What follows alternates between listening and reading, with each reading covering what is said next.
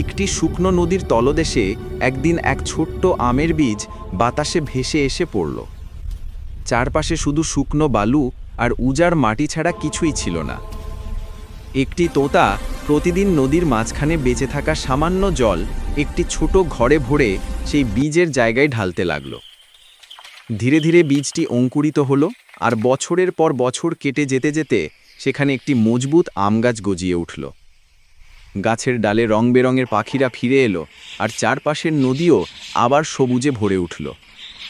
তোতা প্রতিদিন সেই গাছের নিচে বসে বিশ্রাম নিত, গল্প করত, আনন্দে দিন কাটাত। কিন্তু একদিন বজ্রপাত এসে সেই আম গাছটিকে ভেঙে ফেলল। তোতা ভাঙা গাছটি দেখে খুব কেঁদে ফেলল, মন ভরে উঠল দুঃখে। কিছুদিন পর আশ্চর্যভাবে সেই একই জায়গায় আবার একটি নতুন আম গাছের চারা গজিয়ে উঠল। তোতা আনন্দে কেঁদে ফেলল, খুশির অশ্রু গড়িয়ে পড়ল তার চোখ থেকে। কিন্তু তোতা এখনো কাঁদছে, কারণ তুমি এখনো লাইক আর সাবস্ক্রাইব করনি।